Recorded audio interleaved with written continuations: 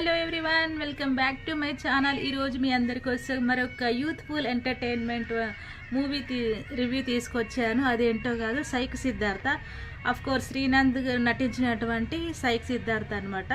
Of course అందరికీ తెలుసు, నందు చాలా మూవీస్లో నటించారు, కానీ తనకంటూ ఒక మంచి ప్రత్యేకమైన గుర్తింపు అయితే సాధించుకోలేకపోయారు. కానీ ఈ సినిమా ద్వారా మరొకసారి తన అదృష్టాన్ని పరీక్షించబోతున్నట్టు అయితే అనిపిస్తుంది. సో ఆ సినిమా ఎలా ఉంది ఏంటి అనే దాని గురించి ఇప్పుడు మీకు కంప్లీట్ డీటెయిల్స్ షేర్ చేస్తున్నాను. ప్లీజ్ ఎండింగ్ వరకు చూడండి.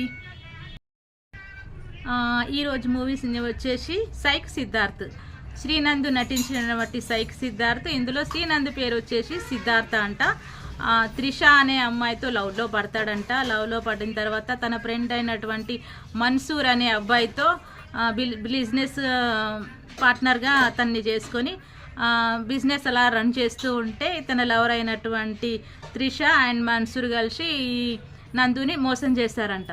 మోసం చేసి ఇంకా తనకున్న డబ్బు అంతా అంటే ఇంత చీటింగ్ చేసి తీసుకొని తనని మోసం చేసి వెళ్ళిపోతారంట. తర్వాత ఈ నందు అన్నీ కోల్పోయిన ఒక సాడ్ క్యారెక్టర్ లాగా ఉండి తర్వాత ఇంకా ఒక చిన్న ఇంటికి అద్దెకు వెళ్తాడంట. అక్కడ తనకు శ్రావ్య అనే ఒక అమ్మాయి పరిచయం అయ్యి ఆ అమ్మాయితో మళ్ళీ ప్రేమలో పడి ఆ తర్వాత తను లైఫ్ ఎలా లీడ్ చేశారు ఏంటనేది అయితే మనము థియేటర్లో చూడాలి. అండ్ ఇంకో విషయం ఏంటంటే ఈ సినిమాలో మొత్తం ఎక్కువ శాతం అడల్ట్ కంటెంట్తో ఉన్నదంట. అంటే బూతులు అయితే మామూలుగా లేవంట.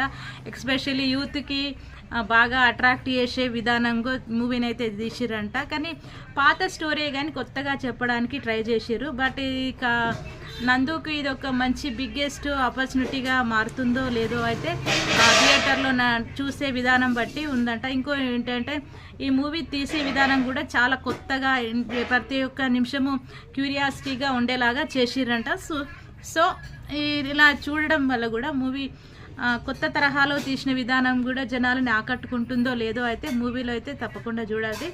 అండ్ నందుకైతే ఇది ఒక బిగ్గెస్ట్ ప్లాట్ఫామ్ అవుతుందా లేక ఎప్పట్లాగానే తను వెనుకబడిపోతాడో అయితే తెలీదు. బట్ ఏంటంటే ప్రయత్నం అయితే చేసిరు. సో ఇదండి psych Siddhartha movie review. And మూవీని అయితే తొందరలోనే ఓటీటీలో కూడా వస్తుండొచ్చు. ఎందుకంటే ఇట్లాంటి మూవీస్ని చాలామంది చిన్న సినిమా అనే కానీ ఇంత తొందరగా జనాలు ఆదరిస్తారో లేదో తెలియదు. ఇంకో విషయం ఏంటంటే ఈ మూవీ వచ్చేసి డిసెంబర్ 12 తారీఖే రిలీజ్ అవ్వాల్సిందేనంట.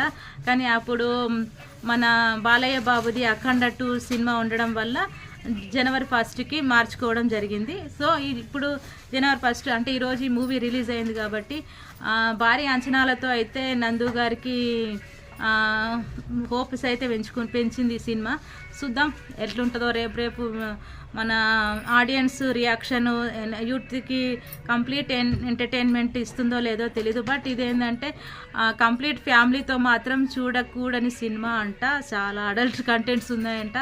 సో ఎవరైనా థియేటర్లో చూసేవాళ్ళు ఖచ్చితంగా ఫ్యామిలీతో మాత్రం వెళ్ళకుండా మీ ఫ్రెండ్స్తో అట్లా వెళ్ళి చూడాలని చెప్పేసి అయితే నేను చెప్పడం అయితే జరుగుతుంది.